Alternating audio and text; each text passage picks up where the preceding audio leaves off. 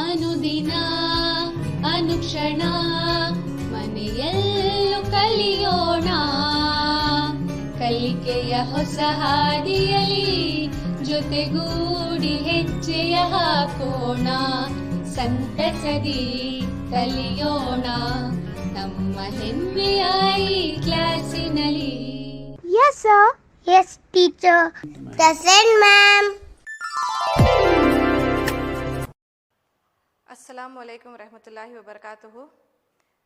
संवेदा ई classes में मैं सभी तुलबा का तहे दिल से इस्तकबाल करती हूँ।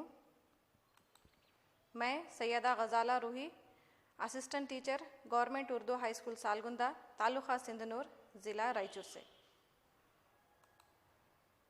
अज़ीज़ बच्चों, हमने पिछली क्लास में जमात हश्तुम की दरसी किताब का चौथा सबक मादी अशिया, धात और गैर धात का पहला हिस्सा पढ़ा था। आज हम इस सबक का दूसरा हिस्सा पढ़ने जा रहे हैं। तो चलिए देखते हैं कि पिछली क्लास में हमने क्या पढ़ा था। हमने धातों और गैर धातों का तारुफ देखा और साथ ही धातों और गैर धातों के तबई खुसूसियात का मुताला किया था। आज हम पढ़ेंगे धातों और गैर धातों के कीमियाई खुसूसियात। इसमें धात और गैर धात का ऑक्सीजन के साथ तामुल और धात और गैर धात का पानी के साथ तामुल देखेंगे। तो सबसे पहले हम धात और गैर धात का ऑक्सीजन के साथ तामुल देखेंगे। बच्चों, आप लोहे पर जंग लगने के अमल से अच्छी तरह वाकिफ़ हैं और आपने 7वीं जमात में मैग्नीशियम रिबन को हवा में जलाने का तजुर्बा भी किया था। ये दोनों ही धातों के ऑक्सीजन के साथ तामुल की मिसालें हैं। आइए बच्चों, हम मैग्नीशियम रिबन को हवा में जलाने वाले तजुर्बे का वीडियो देखते हैं। इस तजुर्बे के लिए हमें दरकार है मैग्नीशियम की रिबन, नीला और लाल लिटमस पेपर, ड्रॉपर, एक बीकर में थोड़ा सा पानी, वाच ग्लास, बर्नर, चिमटा वगैरह।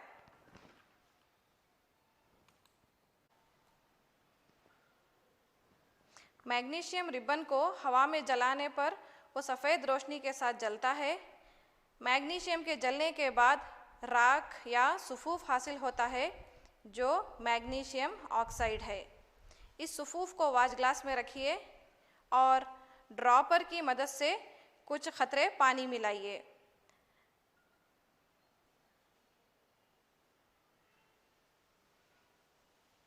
और इसको हल कीजिए।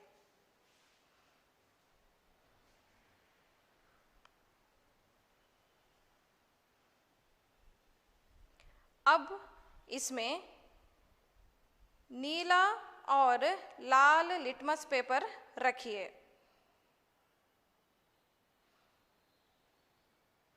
और इनके रंग तब्दील होने को गौर से देखिए। हम देखेंगे कि नीला लिटमस अपना रंग तब्दील नहीं करता, जबकि लाल लिटमस नीले रंग में तब्दील हो जाता है। इससे ये पता चलता है कि मैग्नीशियम ऑक्साइड असासी होता है। आइए लोहे और ऑक्सीजन के दरमियान होने वाले तामुल के नतीजे में लगने वाले जंग की नौइयत की जांच करें। जंग दरअसल लोहे का ऑक्साइड है जिसका फार्मूला है Fe2O3। जंग की जांच के लिए हमें दरकार अशिया हैं एक टेस्ट ट्यूब, ड्रॉपर, लाल लिटमस पेपर, जंग का सुफूफ, वाच ग्लास और एक बीकर में थोड़ा सा पानी। एक टेस्ट ट्यूब लीजिए, इसमें जंग का सुफूफ डालिए। अब ड्रॉपर की मदद से इसमें थोड़ा सा पानी मिलाइए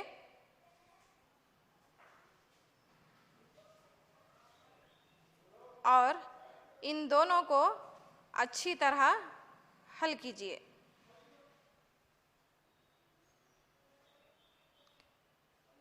अब इस महलूल के चंद खतरों को एक वाच ग्लास में डालिए और लाल लिटमस पेपर को इस महलूल में रखिए। आप देखेंगे कि लाल लिटमस नीले रंग में तब्दील हो गया है। इसका मतलब यह है कि जंग असासी नौयत रखता है। हम यहाँ इन तजुर्बात में लिटमस पेपर इस्तेमाल कर रहे हैं। क्या आपको पता है कि लिटमस पेपर क्या है और ये किस लिए इस्तेमाल किया जाता है? तेज़ाब या असास की जांच के लिए इंडिकेटर्स का इस्तेमाल होता है। इंडिकेटर्स मुख्तलिफ़ किस्म के होते हैं। लिटमस एक कुदरती इंडिकेटर है। लिटमस नीले और लाल रंग में दस्तयाब होता है।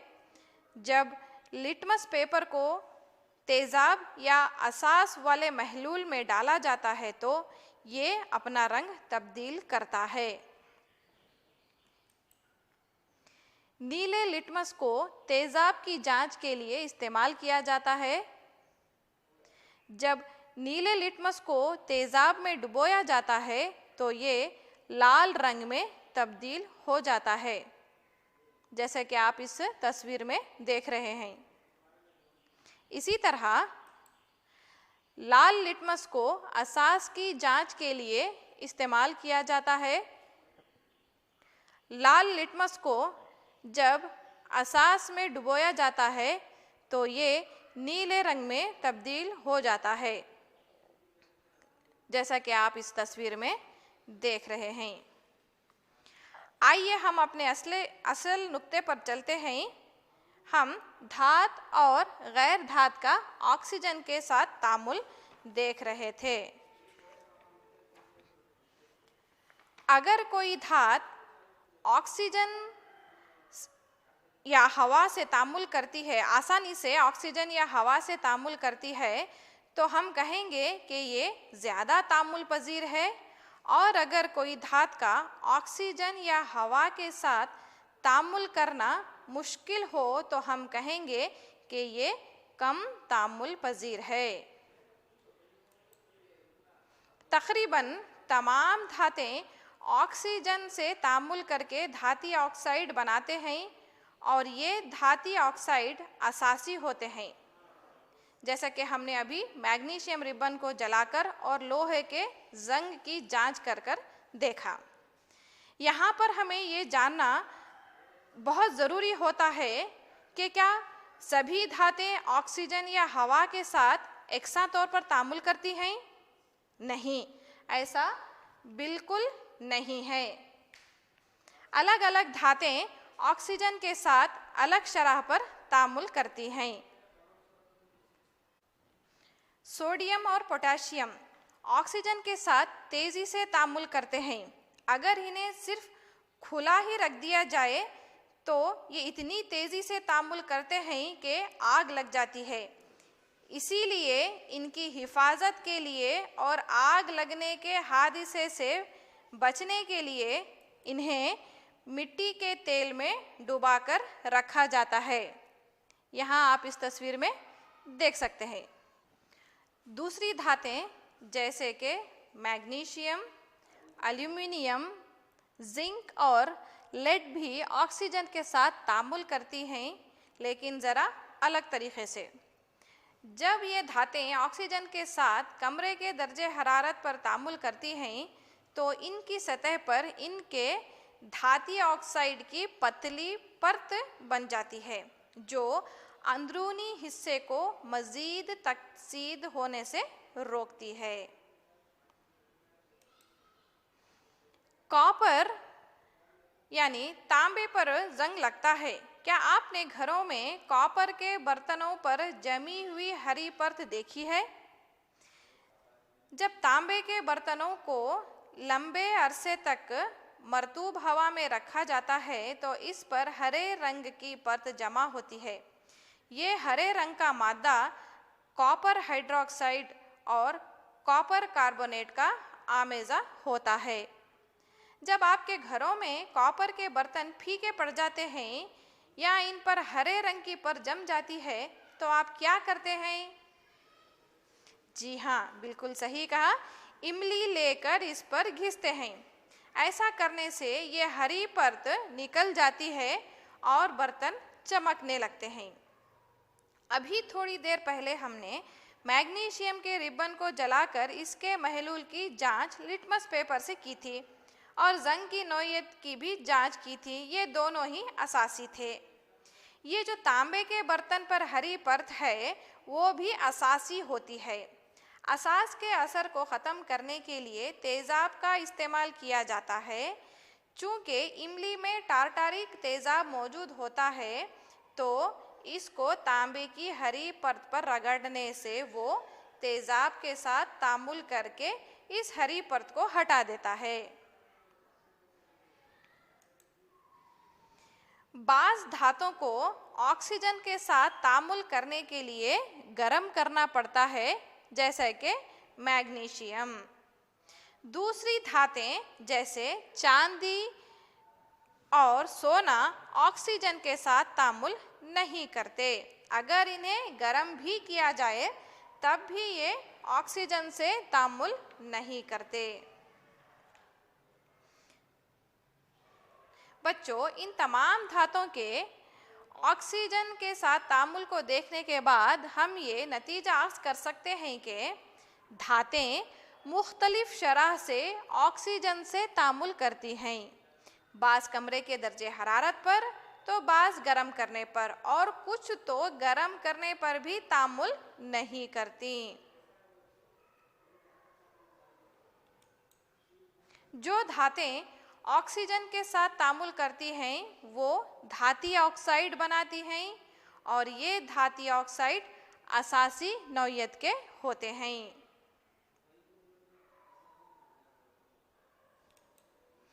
आइए अब देखते हैं कि गैर धातें ऑक्सीजन के साथ किस तरह तामुल करती हैं।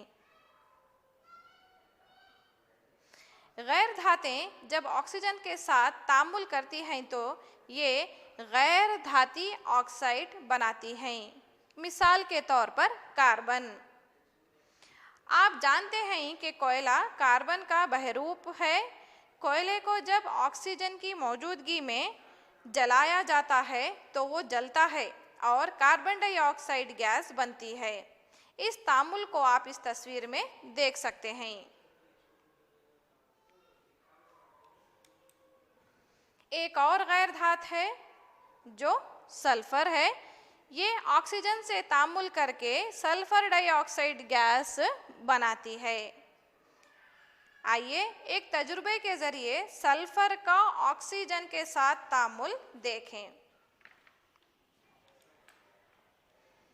एक लंबी डंडी वाला चमचा लीजिए।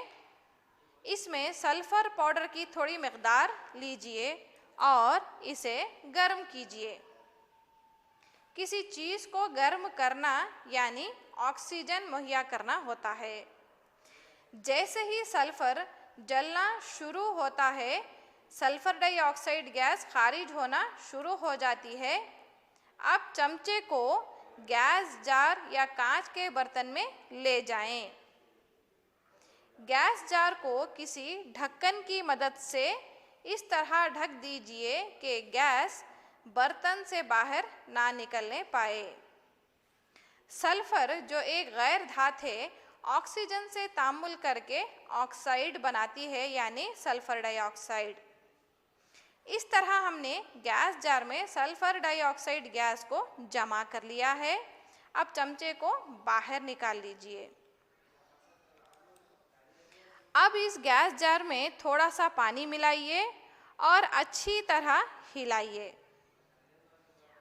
और थोड़े से महलूल को एक वॉच ग्लास में लीजिए और इसमें लाल और नीला लिटमस पेपर रखिए।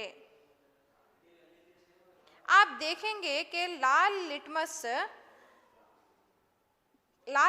पेपर के रंग में कोई तब्दीली नहीं आई है, जबकि नीला लिटमस लाल रंग में तब्दील हो चुका है।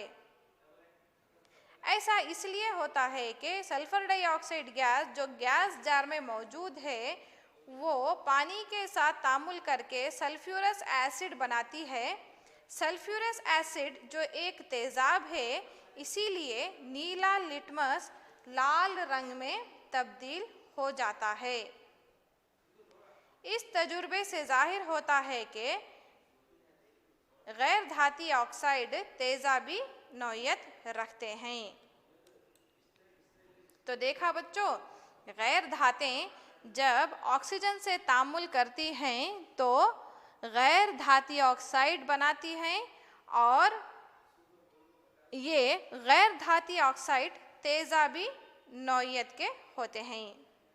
आइए बच्चों, तजुर्बेगाह में मौजूद कुछ तेजाबों और असासों के नाम याद करें जिनमें धात और गैर धात मौजूद है। यहाँ पर चंद असास हैं। कैल्शियम हाइड्रोक्साइड, इसमें कैल्शियम धात मौजूद होती है। पोटेशियम हाइड्रोक्साइड, इसमें पोटेशियम धात मौजूद होती है। मैग्नीशियम हाइड्रोक्साइड, ये भी एक असास है, इसमें मैग्नीशियम धात मौजूद होती है। तेज़ाब जैसे कि सल्फ्यूरिक तेज़ाब, इसमें गैर धात सल्फ़र मौजूद है। हाइड्रोक्लोरिक तेज़ाब, इसमें क्लोरीन गैर धात है। हाइड्रोफ्लोरिक तेज़ाब, इसमें फ्लोरीन गैर धात मौजूद होती है। आइए बच्चों, धातों और गैर धातों का पानी के साथ तामुल का मुताला करें। धातें पानी के साथ तामुल करके धाती ऑक्साइड और हाइड्रोजन गैस बनाती हैं। वो धाती ऑक्साइड जो पानी में हल पजीर होते हैं, इसमें तहलील होकर मज़ीद धाती हाइड्रोक्साइड बनाते हैं। चंद धातें ठंडे पानी से तामुल करती हैं तो चंद धातें गर्म पानी के साथ तामुल करती हैं और चंद भाप के साथ तामुल करती हैं। जो धातें ठंडे पानी के साथ तामुल करेंगी वो ज़्यादा तामुल पजीर धातें कहलाएंगी। जो धातें गर्म पानी के साथ तामुल करेंगी वो मोतदिल तामुल पजीर, यानी ना ही बहुत ज़्यादा तामुल पजीर और ना ही कम तामुल पजीर कहलाएंगी। और जो धातें भाप के साथ तामुल करती हैं वो कम तामुल पजीर धातें कहलाएंगी। इससे हमें धातों के तामुलती सिलसिला बनाने में आसानी होगी। आइए धातों का ठंडे पानी के साथ तामुल देखें। सोडियम और पोटेशियम जैसी धातें ठंडे पानी के साथ काफ़ी तेज़ी से तामुल करती हैं। जब ये धातें पानी के साथ तामुल करती हैं तो ये तामुल इतना तेज़ और हरारतज़ा होता है कि खारिज होने वाली हाइड्रोजन गैस आग पकड़ लेती है।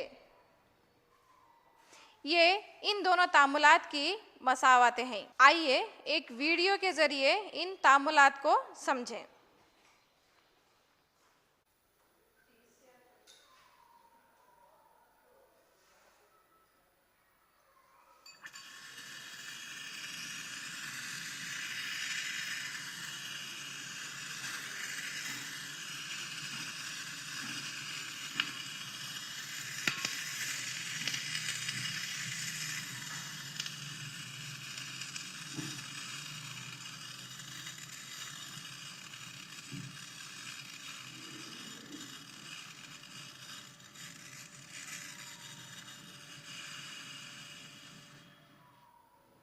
अभी आपने सोडियम का पानी के साथ तामुल वाला वीडियो देखा। अगला वीडियो है पोटेशियम का पानी के साथ तामुल।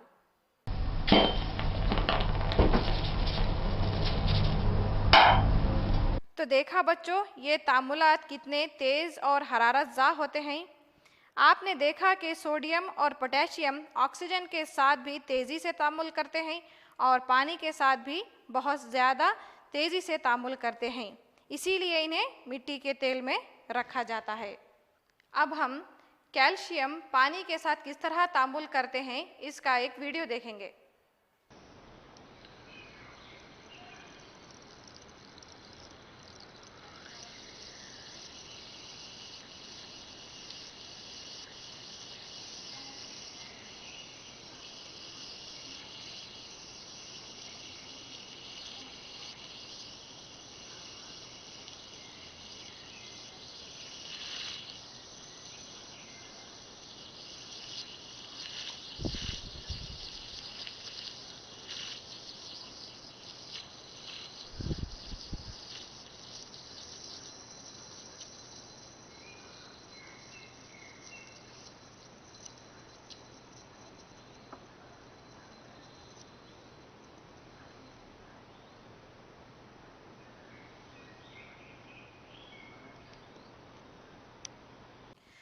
तो देखा बच्चों, ये कैल्शियम का पानी के साथ तामुल था। ये भी एक हरारतज़ा तामुल है, यानी हरारत खारिज होती है, लेकिन उतनी नहीं जितनी सोडियम और पोटेशियम में। आपने देखा कि कैल्शियम को पानी में डालने पर वो तैरने लगता है, क्योंकि हाइड्रोजन गैस के जो बुलबुले बनते हैं वो धात की सतह से चिपक जाते हैं। मैग्नीशियम धात ठंडे पानी के साथ तामुल नहीं करती है। ये गर्म करने से तामुल करके मैग्नीशियम हाइड्रोक्साइड और हाइड्रोजन गैस बनाती है। ये भी तैरना शुरू करता है, क्योंकि हाइड्रोजन गैस के बुलबुले इसकी सतह से चिपक जाते हैं। यहाँ जो धातें दिखाई दे रही हैं, ये ना तो ठंडे पानी और ना ही गर्म पानी के साथ तामुल करती हैं, लेकिन एल्युमिनियम, लोहा और जिंक भाप के साथ तामुल करके धाती ऑक्साइड और हाइड्रोजन बनाती हैं। लेड, कॉपर, चांदी और सोना जैसी धातें पानी से बिल्कुल तामुल नहीं करती। इन सभी तामुलात की बिना पर हम धातों का तामुलती सिलसिला तश्कील कर सकते हैं। यानी सबसे ज़्यादा तामुल पजीर धात को हम ऊपर रखेंगे, जैसे कि पोटेशियम, सोडियम, कैल्शियम, मैग्नीशियम। इसके बाद घटती हुई तामुल पजीरी के हिसाब से कम तामुल पजीरी धातों को आखिर में रखेंगे। जैसा कि आप इस तस्वीर में देख रहे हैं, बहुत ज़्यादा तामुल पजीर पोटेशियम और सोडियम धातें ज़्यादा तामुल पजीर हैं, तो वो इस सिलसिले में सबसे ऊपर हैं। इसके बाद कम तामुल पजीर धातें जैसे कैल्शियम, मैग्नीशियम, एल्युमिनियम, जिंक और लोहा हैं। और आखिर में बिल्कुल कम या सबसे कम तामुल पजीर धातें कॉपर, चांदी, सोना वगैरह हैं। ये धातों का तामुलती सिलसिला कहलाता है। अब इस सिलसिले में आप हाइड्रोजन को भी देख रहे हैं। धातों की तामुल पजीरी का मवाजना करने के लिए हाइड्रोजन को इस सिलसिले में रखा गया है। धातें जो हाइड्रोजन के ऊपर हैं वो तेजाब से हाइड्रोजन को हटा सकती हैं। धातें जो हाइड्रोजन के नीचे हैं वो तेजाब से हाइड्रोजन को नहीं हटाती, क्योंकि वो कम तामुल पजीर होती हैं।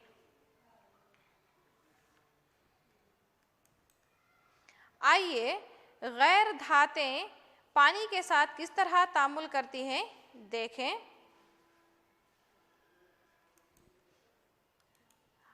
गैर धातों का पानी के साथ तामुल।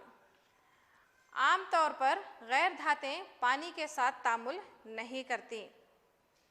गैर धातें हवा में बहुत ज़्यादा तामुल पजीर होती हैं, इसीलिए ऐसी गैर धातों को पानी में रखा जाता है। मिसाल के तौर पर फास्फोरस। फास्फोरस बहुत ज़्यादा तामुल पजीर गैर धात है। अगर इसे हवा में रखा जाए तो ये आग पकड़ लेती है, इसीलिए फास्फोरस को पानी में रखा जाता है ताकि ये फिज़ाई ऑक्सीजन के रब्त में ना आ सके। तो बच्चों, अब तक हमने क्या सीखा, आइए देखते हैं।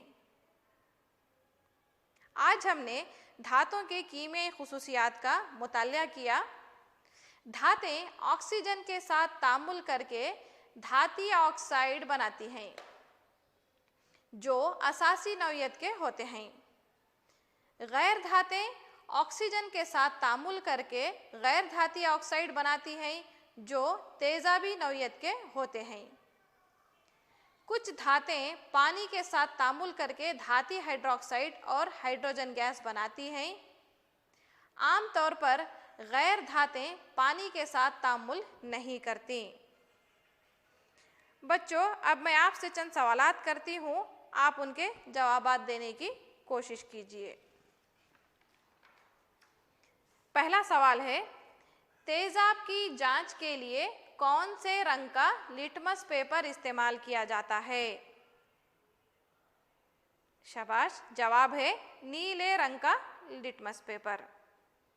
दूसरा सवाल, धातें ऑक्सीजन के साथ तामुल करके क्या बनाती हैं? वेरी गुड, धातें ऑक्सीजन के साथ तामुल करके धाती ऑक्साइड बनाती हैं। चंद ज्यादा तामुल पजीर धातुओं की मिसाल दीजिए। पोटेशियम, सोडियम वगैरह। बिल्कुल सही, ज्यादा तामुल पजीर धातें जो हैं वो हैं सोडियम, पोटेशियम वगैरह। घर पर काम। बच्चों, आपके लिए चंद सवालात हैं, इनके जवाबात आप एक कापी में लिखिए। एक धात का नाम लिखिए जिसको मिट्टी के तेल में रखा जाता है। दूसरा सवाल है, एक गैर धात का नाम लिखिए जिसको पानी में रखा जाता है। तीसरा सवाल, तामुलती सिलसिले में सबसे नीचे आने वाली धातुओं के नाम लिखिए। उम्मीद करती हूँ आज की इस क्लास को आपने गौर से सुना और समझा होगा। शुक्रिया।